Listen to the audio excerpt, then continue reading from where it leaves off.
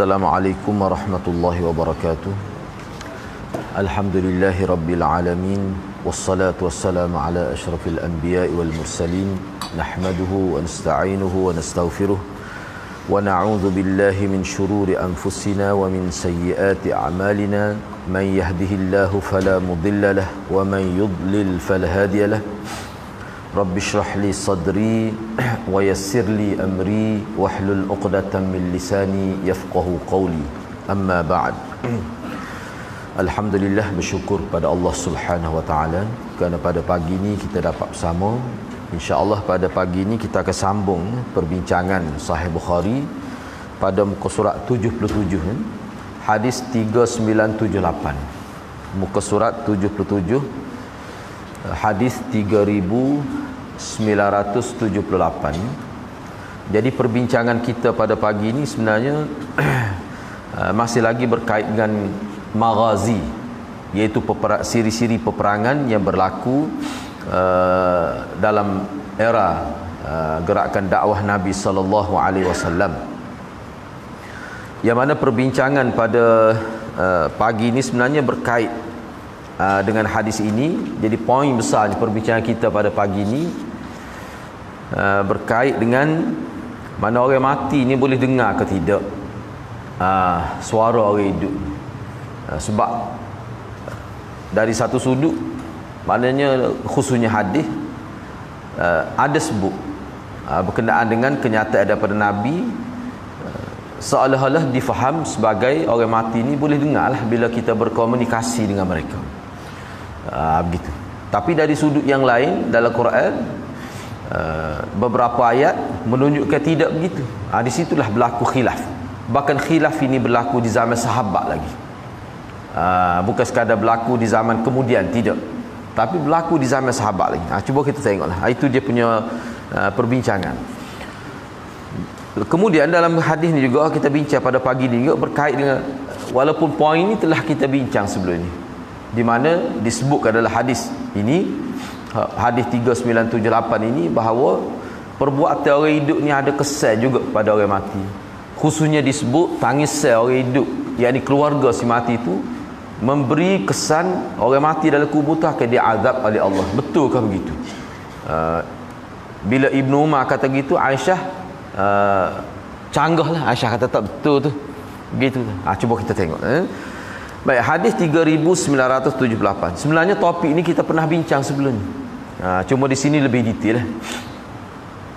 Wa bihi qala hadatsani Ubaid bin Ismail qala hadatsana Abu Usamah an Hisham an abihi qala dzukira 'inda Aisyah radhiyallahu anha anna ibn Umar rafa'a ila an-nabi sallallahu alaihi wasallam innal mayyit yu'adzabu fi qabrihi bi buka'i ahlihi faqalat wahila innama qala Rasulullah sallallahu alaihi wasallam innahu la yu'adzabu bi khati'atihi wa dhanbihi wa inna ahlahu la yabkuna 'alaihi al-an qalat wa dhaka mithlu qawlihi inna Rasulullah sallallahu alaihi wasallam qama 'ala al-qalib wa fihi qatl badr min al-musyrikin faqala lahum ma qala innahum la yasma'una ma aqul innama qala innahum al-an la ya'lamun annama kuntu aqulu lahum haqq thumma qara'at innaka la tusmi'ul mauta wa ma anta bimusmi'in man fil qubur yaqul hina tabawwa'u maqa'idahum minan nar. Imam Bukhari dengan sanadnya telah meriwayatkan hadis ini daripada Aisyah radhiyallahu anha. Jadi kata Urwah, kata Urwah. Jadi Urwah riwayat hadis ini daripada makcik dia, daripada mak saudara dia Aisyah tu. Jadi kata Urwah, pernah disebutkan di hadapan Aisyah bahawa Ibnu Umar bercerita atas nama Nabi. Maknanya Ibnu Umar cerita tapi dia sebut Nabi. Ni dia panggil, maknanya hadis ni mana hadis marfu' lah. Jadi Ibnu Umar cerita dengan sebut nama Nabi. Dia kata Nabi ada bersabda begini, sesungguhnya orang mati diseksa di dalam kubur kerana tangisan ahli keluarganya. Bila disebut gitu di hadapan Aisyah, maka Aisyah pun kata, oh, dia kata Ibnu Umar tersilap tu. Tidak gitu, berlaku kekeliruan pada Ibnu Umar tu.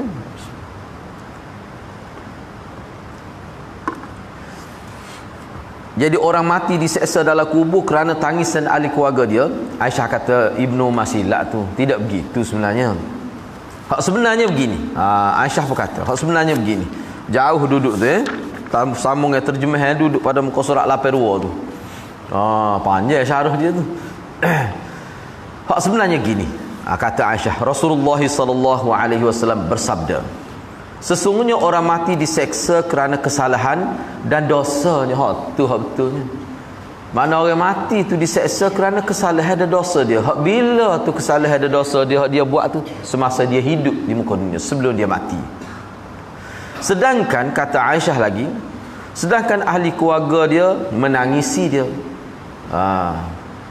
Kata Aisyah lagi, keadaan ini, isu ini sebenarnya samalah seperti kata Ibnu Umar. Sebab Ibnu Umar ada riwayat hal lain. Sebenarnya gini, serupalah dengan hak Ibnu Umar riwayat ketika baginda sallallahu alaihi wasallam berdiri di tepi telaga buruk. Qalib tu makna telaga buruk, telaga yang tidak digunakan.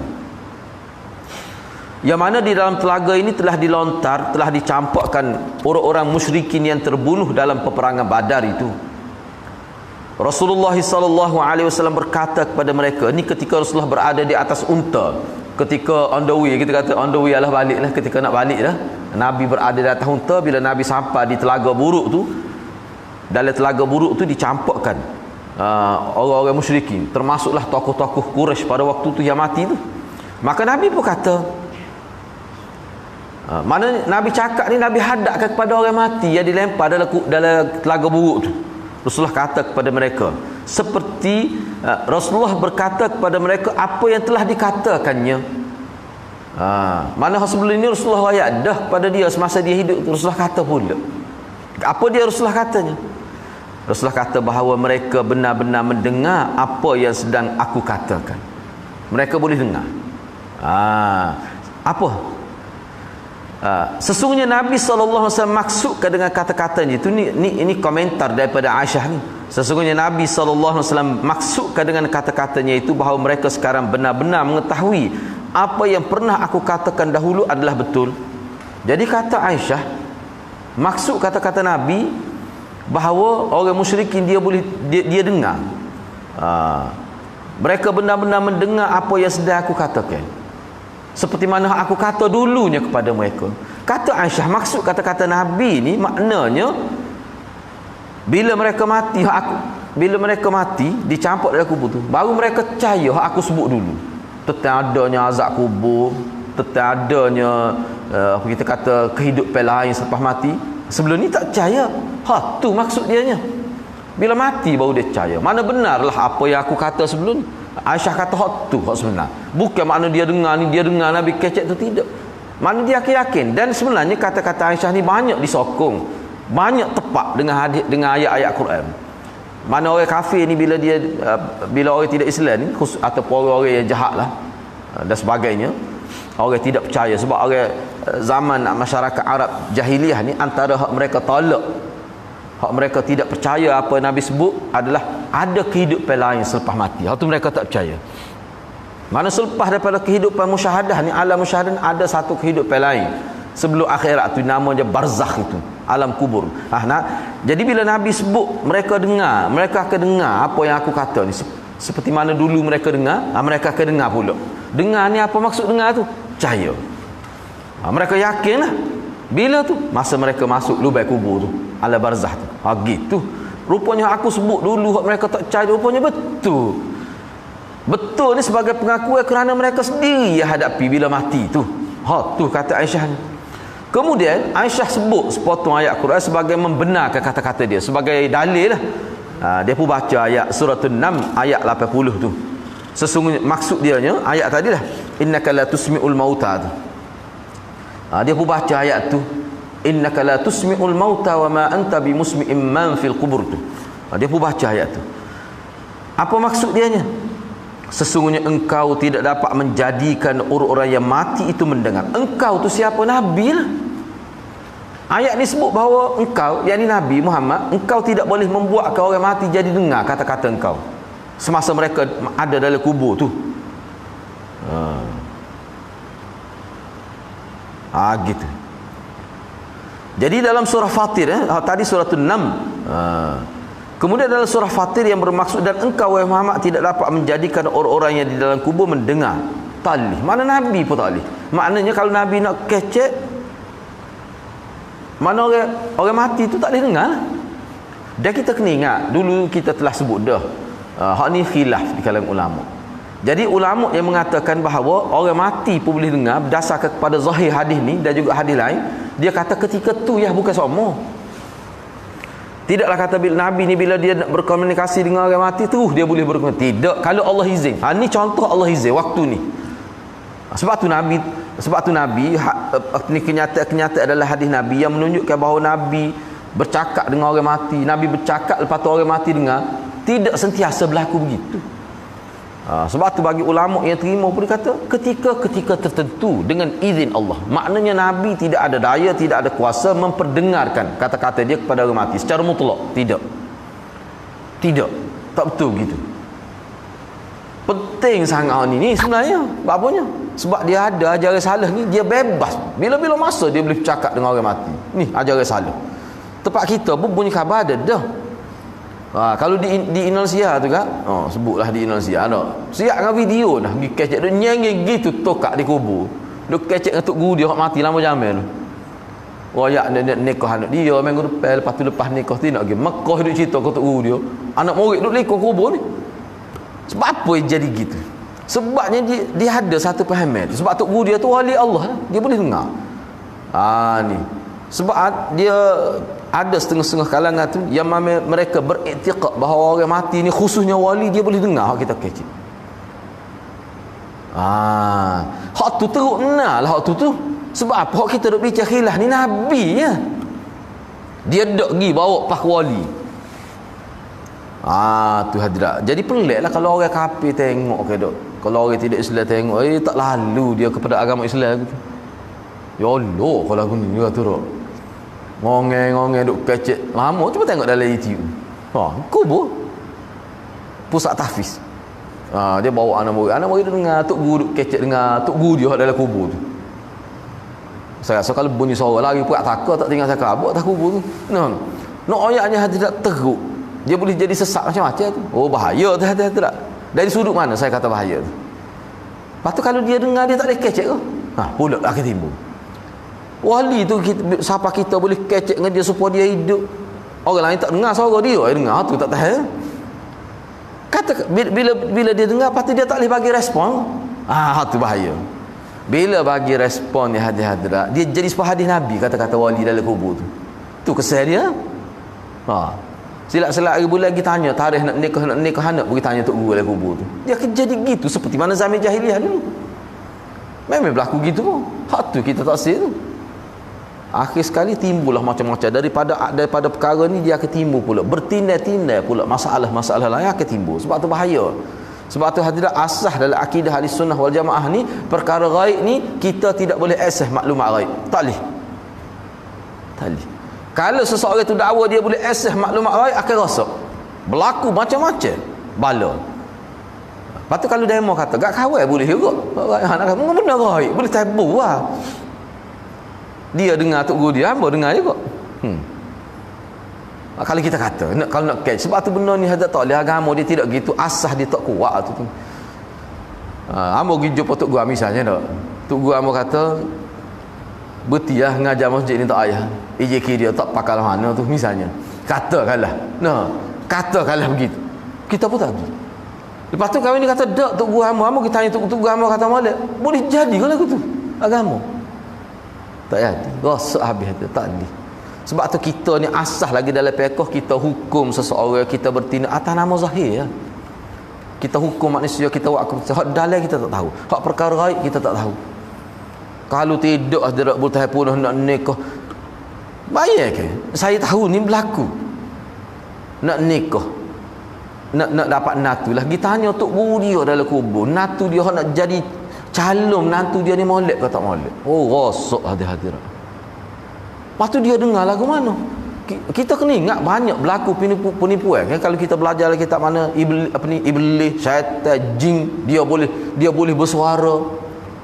Takut suara apa buat tu pun tak tahu. Kena tipu ke syaitan ni. Kena tipu ke jin dah ni. Sebab tu ulama dia tutup terus ruat sebab bahaya.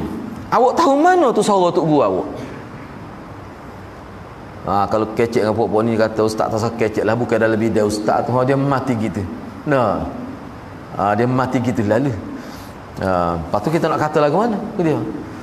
Iyalah memanglah tidak bidang saya lah, sebab saya tak terlibat kerja gang gini ni. Kita akan kata gitulah. Cuma nak ayat awaknya hidup, realiti hidup ni bukan gini. Islam ni bawa cara hidup yang paling bersifat hakikiyah, bersifat realiti, hak sebenar. Sebenar tak sebenar tu siapa dia berguna dunia akhirat. Nak ayatnya benar tak benar cara hidup agama, dia bukan lagu tu pembawa yang dibawa oleh Nabi SAW. Tidak. Bila orang mati ni sesat dah. Dia gini, dalam agama kita ni bila seorang itu mati sesat dah dia. Dia sesat, kita tak lagi. Kita tak lagi tu apa maksud? Kita boleh doa keampunan kepada dia. Kita boleh buat sesuatu banyak kita boleh buat. Seperti yang ditunjukkan oleh syarak.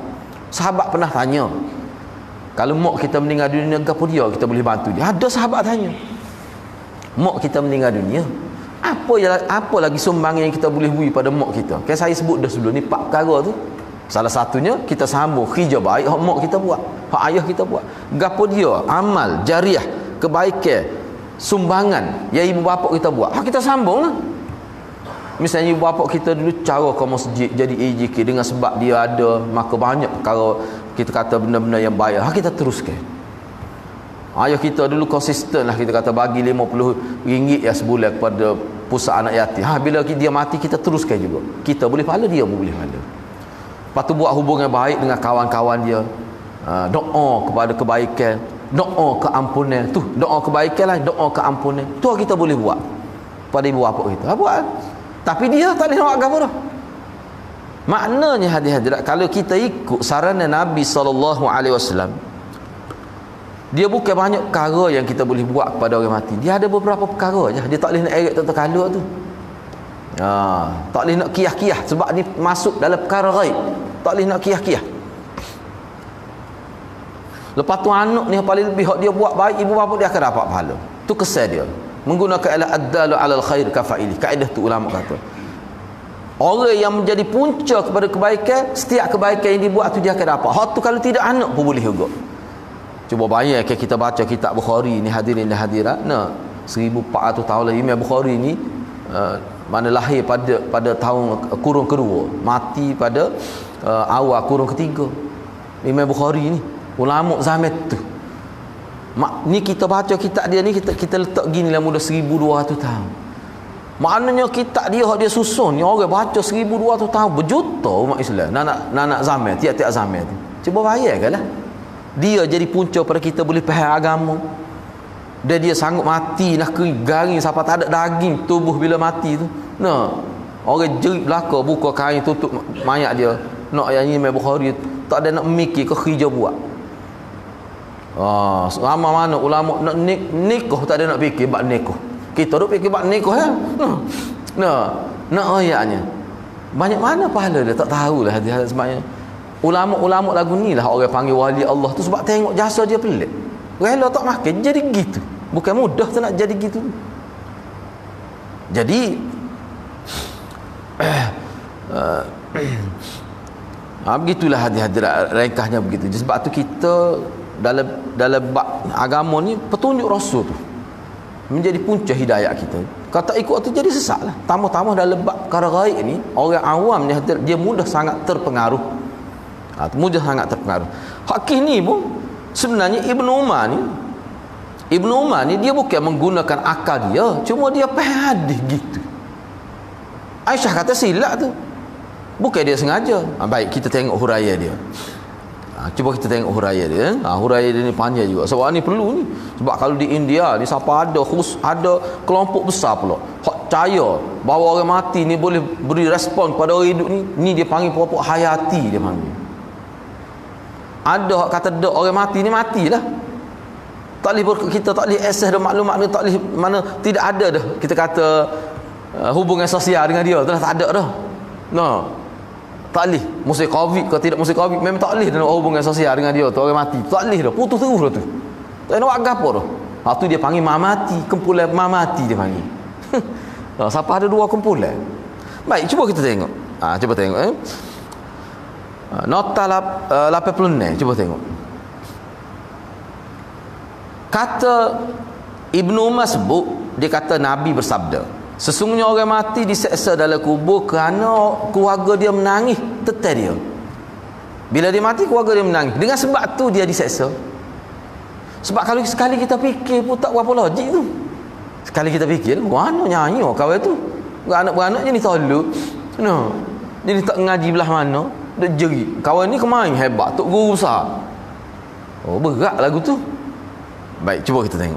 Sebenarnya kata-kata Ibnu Umar ni sebenarnya bukan Ibnu Umar saja hak riwayat hadis ni. Bukan.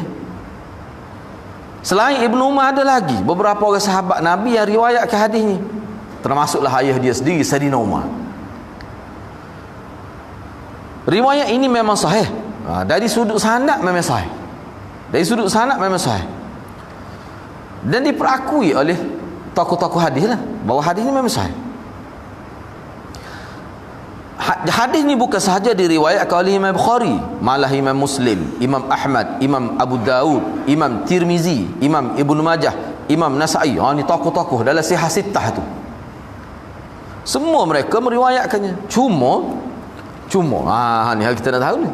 Cuma oleh kerana kandungan hadis ini bertentangan dengan Al-Quran. Ni penting benar ni kita tahu. Sahih hadis ni, tetapi matan iaitu bertentangan dengan Al-Quran. Atau katalah ia kelihatan. Kalau kita tidak kata secara jelas ia bertentangan dengan Al-Quran, zahir dia tu nampak bertentangan dengan Al-Quran, maka kesan dia apa? Walaupun sahih, tapi matan dia tu ada bertentangan dengan Al-Quran. Itulah innaka la tusmi'ul mauta. Engkau tidak boleh memperdengarkan orang mati tu. Percakapan kamu tu kamu tak boleh dia dengar. Tu jelas ayat Quran tu. Tak apalah. Maka setengah ulama semenjak zaman para sahabat lagi telah mempertikaikan hadis ni. Sebab apa? Dia bercanggah dengan Quran. Seperti mana Aisyah tolak kata-kata Ibnu Umar tu kerana bercanggah dengan Quran lah. Sama ada penolakan itu sama ada dengan cara mengenepikan hadis itu secara total, atau dia takwil hadis tu. Sebab setengah-setengah ulama dia kata sahih pun dah canggah Quran kena tolak. Setengah ulama kata tak, bila dia sahih kita kena takwil hadis tu. Tak boleh tolak mudah-mudah gitu sebab dia sahih. Itu sikap ulama bila berhadapan dengan hadis sahih tetapi bercanggah dengan makna Quran. Antara sahabat yang paling menonjol dalam mempertikaikan hadis 3978 ni hak riwayat Ibnu Umar ni, dan juga hadis-hadis lain yang diriwayatkan oleh orang lain, adalah Sayyidatina Aisyah radhiyallahu anha. Jadi hadis 3978 dan hadis 3979 adalah antara yang memuatkan kritikan Aisyah terhadap Ibnu Umar. Apa alasan Aisyah mengkritik hadis Ibnu Umar ini? Jadi dalam hadis ni tidak disebut dengan nyata, dengan terang lah. Tu. Tetapi ia dapat dilihat dalam riwayat Bukhari dan Muslim yang lain. Jadi kita nak faham apa alasan Aisyah mengkritik hadis Ibnu Umar yang kata bila seorang itu mati, keluarga dia pun menangis dengan sebab kematian dia, maka dia diseksa kerana tu. Tu. Jadi Aisyah tolak. Apa alasan dia? Dalam hal ni tidak nyata, tidak ada khusus lah, tapi dalam riwayat Bukhari Muslim yang lain ada disebut. Cuba kita tengok. Misalnya, ini antara dalil bagi pihak Aisyah dan orang yang sependapat dengan dia bahawa kata-kata Ibnu Umar itu sebenarnya berlaku waham, kekeliruan. Kata Aisyah, ni teks dia, hasbukumul Quran wala taziru waziratun wizra ukhra. Ini antara dalil dia. Aisyah kata cukuplah kepada kita ayat Quran, hasbuk, la taziru waziratun wizra ukhra. Orang lain tidak memikul dosa orang lain. Maknanya sebab apa? Sebab dalam hadis Nabi dilarang kita menangis melebihi batas dia. Itu termasuk dalam niyahah meratap, sekadar menangis mengalir air mata seperti Nabi bila cucu dia meninggal dunia kan, menangis sampai tergerak kepala bahu, terhinjuk-hinjuk kepala bahu, sekadar itu tak apa lagi. Ni sampai meraung-raung di tengah orang ramai pun jerit pelik, nampak macam pelik lah, sampai meraung-raung lah. Zaman Arab jahiliah perempuan tu siapa dia tarik rambut, koyak baju, pukul dada, pukul kepala, tu dia panggil niyahah. Perbuatan meratap yang diharamkan oleh Allah, dan itu termasuk daripada amal jahiliah.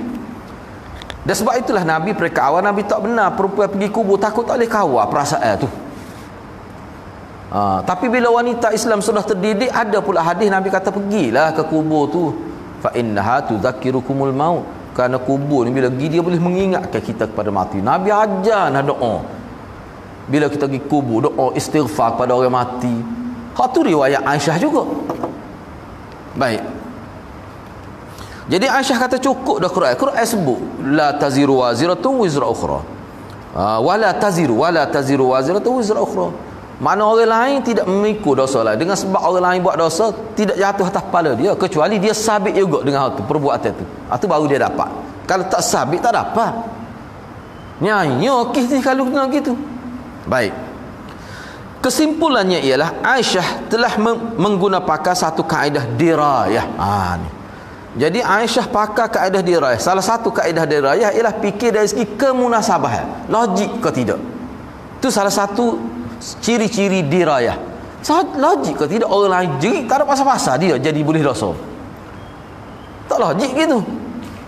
Patut selain daripada dirayah itu bercanggah dengan ayat Quran pula. Bukan beberapa ayat.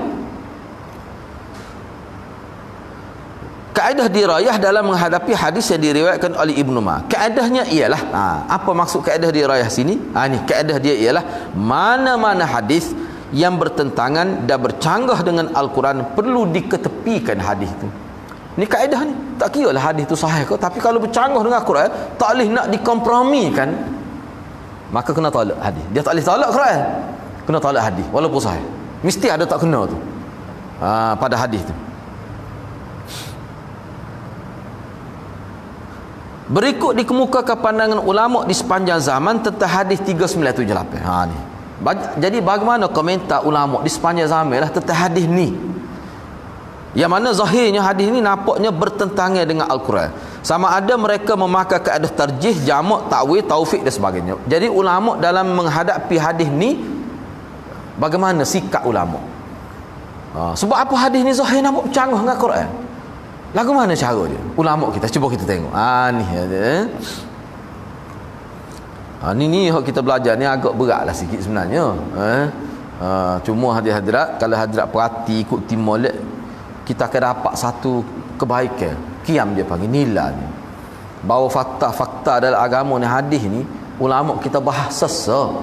Dia bukan berlalu begitu saja. Hak ni kalau Imam Tahawi dia termasuk dalam kitab ada sebagai hadis muskil. Hadis muskil dalam kitab Imam Tahawi. 10 jilid tu kitab tu. Ni hadis yang perlu kita bincang. Sebab dia boleh timbul kemuskilan. Sebab apa? Sebab dia bercanggah Al-Quran.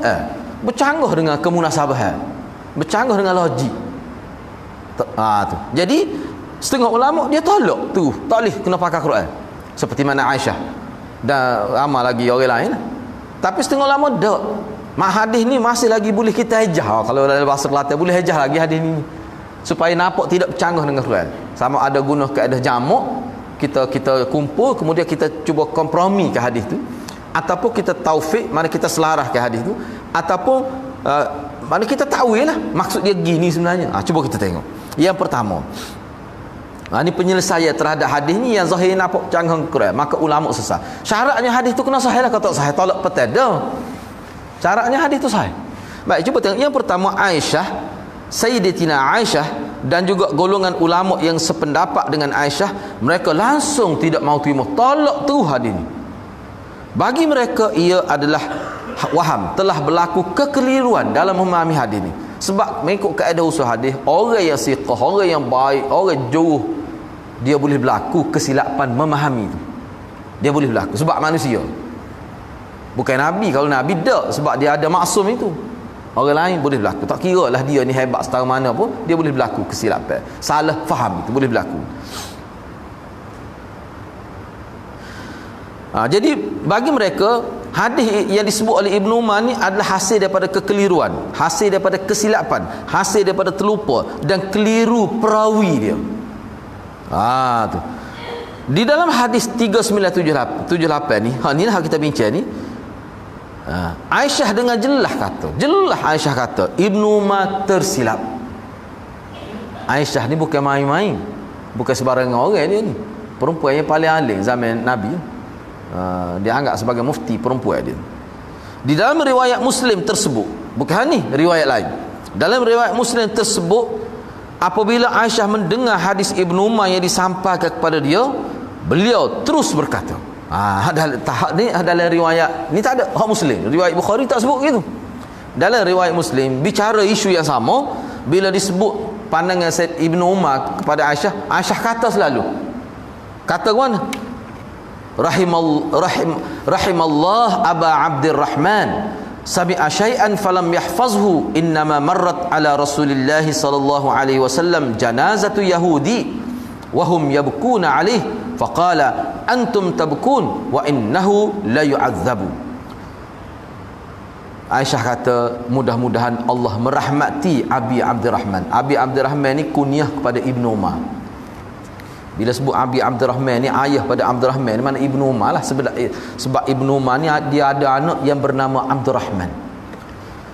Dia tidak keji, dia tidak kutuk, dia doa rahmat. Ni sikap kita boleh belajar akhlak daripada ni. Mana bila ada ustaz salah tu, kita kata mudah-mudahan Allah rahmati dia, mudah-mudahan Allah ampuni dia. Jangan kita kata ni Wahabi ni, ni kita pubui lebar pada dia, tepek lebar pada dia dah. Dia ni jahil ni, tak kena kita tak. Ulama besar tahu mana boleh salah, tak kena suruh ayat lah.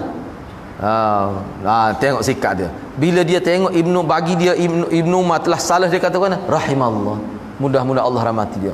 Allahumma ighfirlahu, ya Allah ampunilah dia, dia tersalah. Gitu sikap kita. Bukan kita kutuk ustaz. Mana-mana boleh salah hati-hati tak? Setengah ada, kalau kita baca sejarah, setengah ulama tak sengaja sebab dia silap baca hadis, takut lepas tu jadi. Ada gitu. Ada seorang guru dia sebut pada saya, dia cuti beberapa minggu mengajar sebab dia salah. Dia klik baca pula nota dia salah, takut dia nak mengajar sebab salah ni berkait dengan hadis. Orang tak tegar-tegar, bila dia baca dia teringat, oh rupanya dia sebut dulu tak betul. Dia kata takut pasal nak mengajar. Tapi mikir-mikir, kalau tak salah, kita tahu salah ni bila kita mengajar, kita tahu. Orang tak salah, tak mengajar, ada senyap potong kayu. Nak salah mana? Orang boleh kritik dia bila dia tulis kitab, orang boleh, dia tak tulis kitab, orang nak kritik mana? Maknanya bila orang tu buat kerja, berlakulah kritik orang terhadap. Dan itu termasuk dalam muzakaratul ilmi, muzakarah ilmu. Hak tu tak usah pelik, tak usah takutlah tu. Cuma kita kena faham adab bila tok guru salah, nak tegur macam mana. Sebab Aisyah, dia kata rahimallah Aba Abdurrahman, mudah-mudahan Allah merahmati. Sebab tu saya sentiasa sebut hadirat, kalau ada seorang ustaz tu salah ke apa, kita tegurlah dia. Jangan kita tolak semua dia. Tak kena gitu. Salah sarua hak betul beribu tu kita tak era. Tu tak kena gitu. Lepas tu kita pun jangan mudahlah kata kat orang ni. Tak boleh gitu tak kira lah.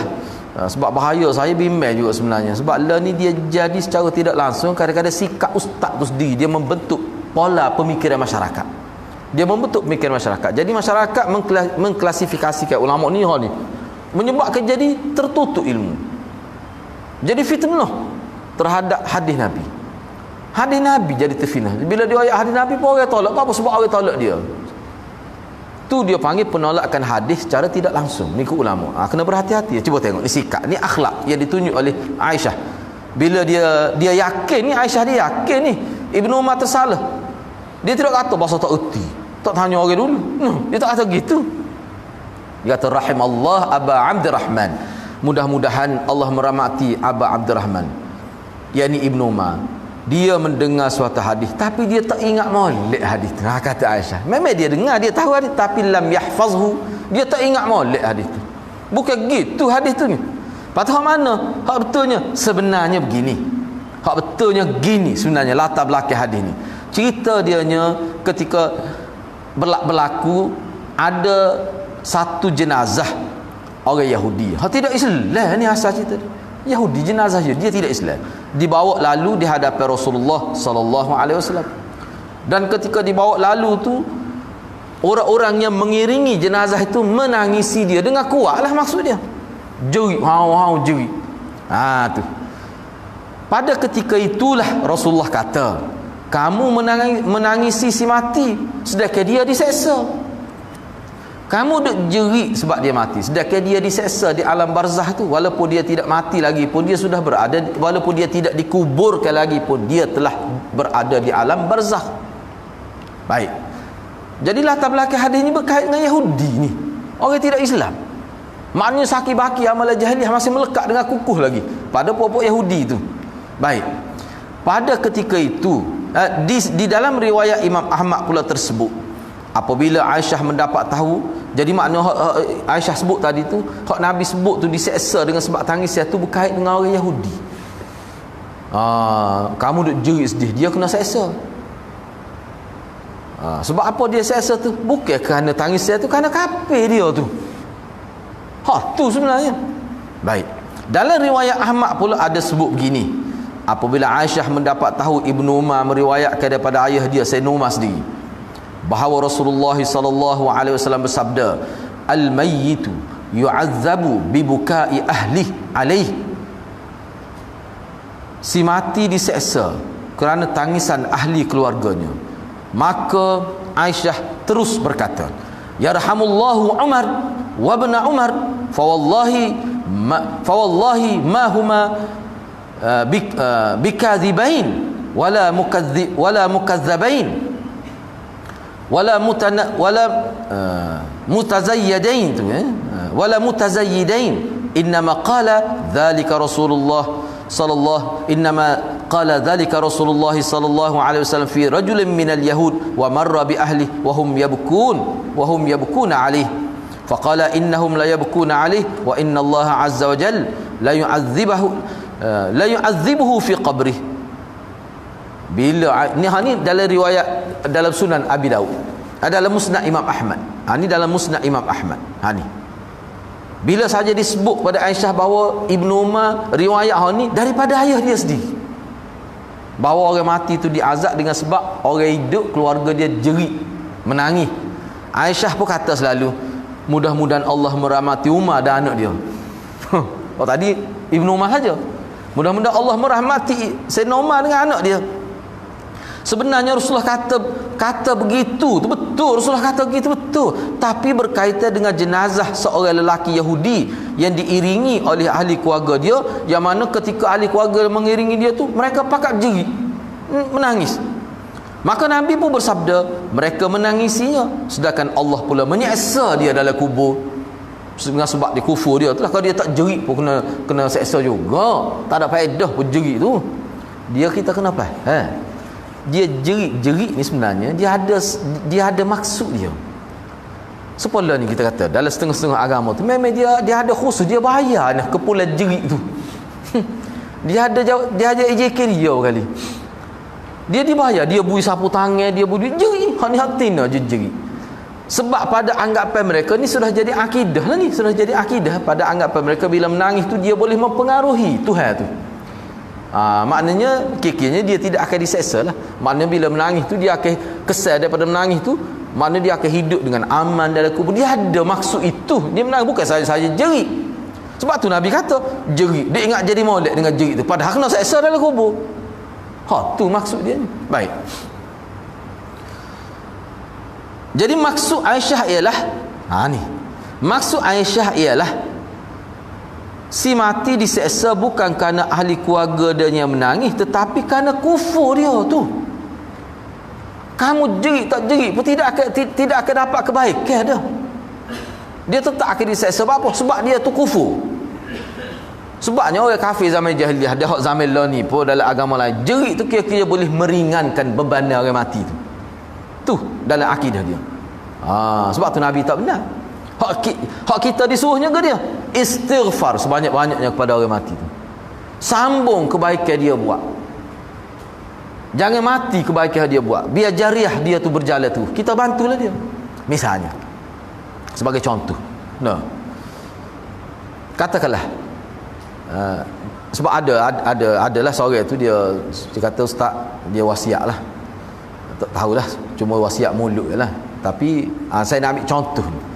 Dia kata kalau saya mati ustaz, saya bincang dengan anak saya, rumah ni saya nak suruh berilah ke siapa-siapa pun biar diguna untuk kebaikan anak yatim, kau ikutlah. Kis ni. Dan rumah dia pun dia buat dah tempat pengajian secara percuma lah. Kalau dia mati, guna sepenuhnya untuk kebaikan. Baik. Bila dia mati, walaupun dia tidak anak beranak kita, kita kena bantu dia. Mana bila dia mati, kita pun kita laksanakan wasiat dia. Kita urus lah. Memang dia akan dapat pahala. Tapi kalau tidak urus saja dia, rumah tu terbiar tidak digunakan gitu, dia tak boleh pahala. Tu maknanya bantu kita orang hidup pada orang mati. Tapi kalau kita perhatikan perkara-perkara gini, dia ada campur tangan, dia ada terlibat orang hidup. Tu rumah dia. Rumah dia. Patut dia boleh pahala. Mana ada berkait nak boleh rumah ni usaha peluh pakai kaki. Kadang-kadang seumur hidup tua dah baru boleh buat rumah. Siap rumah dia pun mati. Rupanya tidak duduk rumah tu, pergi kubur dia. Kemain usaha nak dapat rumah, bila siap rumah, istihad nak melih kambing naik rumah tu tak? Tak ada naik, mati. Mana awak gitu ya. Jadi maknanya dia ada kaitan dengan si mati. Hak ni pun begitulah juga. Semata-mata jerit, tak ada kaitan dengan dia, tiba-tiba dia boleh dosa. Tak menasabah. Selain daripada bercanggah dengan ayat Quran, di segi logiknya tidak menasabah. Sebab tu Aisyah kata hak sebenarnya berkait dengan ni. Jadi sebenarnya asal cerita di hak Yahudi tu pun sebenarnya Nabi bukan nak ayat dia kena seksa, orang Yahudi tu kena seksa kerana keluarga dia menangis. Tak. Dia kena seksa kerana kekufuran dia, muduk menangis dia. Kerana seperti saya sebut tadi, dia menangis tu kira-kira dalam kepercayaan mereka boleh meringankan beban orang mati tu. Padahal tak ada dek pun, dia kena seksa, tetap kena seksa. Apa kis kufur dia tu, menangis tahu mana tu air mata darah pun tidak akan jadi ringan dia tu sebab kufur. Tu yang dimaksud. Maknanya daripada riwayat Aisyah, daripada kenyataan Aisyah, dari riwayat Bukhari, riwayat Muslim, riwayat dalam Musnad Imam Ahmad, sebenarnya dia berkait dengan latar belakang hadis ni berkait dengan orang Yahudi, bukan orang Islam. Baik, tak apalah, itu pandangan kelompok yang pertama. Baik, cuba kita tengok lagi.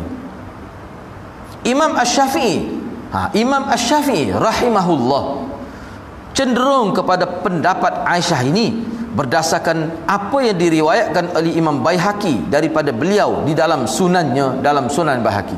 Imam Baihaqi ada riwayat daripada Imam Syafi'i dalam kitab sunannya, kata Baihaqi, kata Imam Baihaqi, kita baca teks dia ni. Wa akhbarana Abu Abdullah Al-Hafiz qala hadatsana Abu Al-Abbas Muhammad bin Yaqub qala akhbarna Ar-Rabi'. Ar-Rabi' ni perawi kepada kitab anak murid Imam Syafi'i. Boleh katakan kitab tu kebanyakannya diriwayatkan oleh Ar-Rabi' ni lah. Kalau kita duk ngaji kitab tu, ni bukan main, tokoh besar ni dalam mengembangkan metodologi Imam Syafi'i. Ar-Rabi' ni wa bi qala akhbarna Ar-Rabi' ibn Sulaiman an Asy-Syafi'i rahimahullah qala wa ma rawat Aisyah radhiyallahu anha an Rasulillah sallallahu alaihi wasallam ashbahu an yakuna mahfuzan anhu sallallahu alaihi wasallam bidalalatil kitab thumma as-sunnah fa in qila wa aina dalalatil kitab qila fi qoulillah azza wa jalla la taziru waziratun wizra ukhra.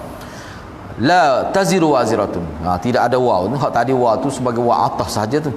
Wa qawluhu wa an laysa lil insan illa ma sa'a. Wa qawluhu faman ya'mal mithqala dharratin khairan yarah wa man ya'mal mithqala dharratin sharran yarah. Wa qawluhu la tujza kullu nafsin bima tas'a. Fa in qila fa aina dalalatus sunnah? Qila qala Rasulullah sallallahu alaihi wasallam li rajulin hadha ibnuk. Qala na'am. Qala amma innahu la yajni 'alaik wa la tajni 'alaih fa'alama Rasulullah sallallahu alaihi wasallam mithla ma a'lama Allah azza wa jalla min anna jinayata kulli imri'in 'alaih kama amilahu lahu la wala 'alaih. Cuba kita tengok ni kata-kata Imam Syafi'i ni. Ni jelas ni. Ni mengikut riwayat Imam Baihaqi. Kata Imam Baihaqi, dia kata Asy-Syafi'i. Ni. Dia terjemah ni terjemah teks. Bukan terjemah sanad, tidak. Dia tak terjemah sanad. Kita tu pergi ambil pada kata-kata Imam Syafi'i. Kalau sanad dia ginilah. Kata Imam Baihaqi, Abu Abdullah telah meriwayatkan kepada kami Kata dia, Abul Abbas telah meriwayatkan kepada kami. Abul Abbas tu siapa? Muhammad bin Yaqub. Kata Muhammad bin Yaqub, Rabi' bin Sulaiman, anak murid Imam Syafi'i, telah meriwayatkan kepada Imam Syafi'i daripada Imam Syafi'i rahimahullah. Kata Imam Syafi'i. Baru tubik kata Imam Syafi'i tu. Dia maknanya dalam hal ni dia tidak terjemuh sanad tu. Baik, apa kata Imam Syafi'i? Apa yang diriwayatkan oleh Aisyah daripada Rasulullah sallallahu alaihi wasallam lebih terjaga kesahihannya. Dia panggil lebih mahfuz. Hak riwayat Aisyah itu lebih mahfuz. Kerana apa? Kerana apa lebih mahfuz? Lebih sahih, lebih tepat. Kerana dia lebih menepati Al-Quran dan Sunnah. Ni kata Imam Syafi'i ni. Petunjuk Al-Quran ialah firman Allah yang bermaksud seseorang manusia tidak memikul dosa orang lain, la taziru waziratu wizra ukhra, dan juga firman Allah yang lain, sesiapa yang mengerjakan kebaikan seberat zarah pun nescaya dia akan melihat. Itulah wa man ya'mal mithqala dzarratin khairan yarah. Itu hadis ayat tu. Sesiapa yang buat kebaikan walaupun sebesar zarah pun pasti dia akan lihat kesan baik dia tu, ganjaran tu dia akan dapat. Tapi sesiapa yang buat hak tak baik, hak jahat, dia akan dapat tengok juga, mana dia akan rasa kesan balasan buruk tu. Baik. Tu. Dan beberapa lagi lah tu situ disebut tu. La tujza kullu nafsin, pasti akan dibalas setiap orang itu berdasarkan apa dia buat. Maknanya dalam ayat ni apa dia buat, hak tu dia akan dapat. Kalau baik baiklah, kalau buruk buruklah. Adapun petunjuk sunnah pula, kalau kita nak tengok dari sudut sunnah pula, di segi hadis pula, ialah pertanyaan Rasulullah kepada seorang lelaki. Ada Rasulullah pernah tanya seorang lelaki, ni anakmu kan ni? Rasulullah tanya dia, ni anak awak kan ni? Laki tu pun jawab, iyalah, anak saya lah. Maka Rasulullah pun terus kata kepada dia, kamu tidak menanggung dosa yang dilakukan oleh anakmu ini, dan anakmu ni juga tidak menanggung dosa hakmu buat. Jelas sebut tu. Rasulullah sallallahu alaihi wasallam memberitahu seperti yang diberitahu oleh Allah, bahawa jenayah yang dilakukan oleh seseorang ditanggung olehnya sendiri, bukan oleh orang lain. Sebagaimana pahala bagi amalannya dialah yang dapat, bukan orang lain yang dapat. Antara sahabat yang sependapat dengan Aisyah dalam masalah ini ialah Abu Hurairah, yang riwayat hadis 5,000 lebih hadis. Abu Hurairah. Pendapat ini menggunakan kaedah tarjih dan ta'wil. Jadi maknanya ulama yang sependapat dengan Aisyah ni, dia guna kaedah tarjih. Dia bukan tolak 100% hadis tu. Mana hadis tu sahih, tetapi kita mengutamakan hadis ni. Kita kata hadis ni lebih kuat, lebih tepat. Sebab apa? Sebab dia tidak bercanggah dengan Quran. Dia lebih sesuai dengan Quran. Tu dia panggil kaedah tarjih. Ataupun ta'wil. Ta'wil tadilah. Ta'wil tu mana kata-kata Nabi tu tadilah. Hak Nabi sebut tu maknanya itu maknanya dengan sebab kalau dia, kan kita bincang dah sebelum ni, kalau si mati tu tidak didik dengan baik keluarga dia, menyebabkan keluarga dia jahil agama, jadi dia menangis tu kesal kerana tak dapat didikan agama yang baik, kerana kecuaian ayah tu. Kalau keluarga dia menangis, ada ulama kata dapat kecuaian dia, bukan semata-mata menangis tu dia panggil kita takwil lah tu, takwil begitu. Tapi kalau dia telah bui pendidikan yang sebayang, tiba-tiba menangis juga, contohnya, dia tak dapat dosa tu, tak leh dosa. Itu maksud dia. Kita bincang dia sebelum ni. Baik. Tu ya. Jadi hak kedua ni kita bincang mulalah. Kita bincang minggu depan hak kedua ni. Tu ya. Jadi kena ingatlah hak yang pertama tadi tu dia tolak hadis tu, dia ambil hadis lain. Tolak hadis Ibnu Umar, ambil hak riwayat Aisyah. Hak tu lebih baik. Sebab apa? Sebab dia sesuai dengan Quran dan juga banyak hadis lain. Begitulah hadis hadirat. Jadi saya setakat itulah dulu. Insya-Allah kita akan sama perbincangan poin yang kedua. Poin yang kedua masih berkait dengan perkara ni lagi. Okey. Saya setakat itulah dulu. Mudah-mudahan Allah berkati kita semua. Aku qauli hadza wa astaghfirullahal azim li wa lakum. Assalamualaikum warahmatullahi wabarakatuh.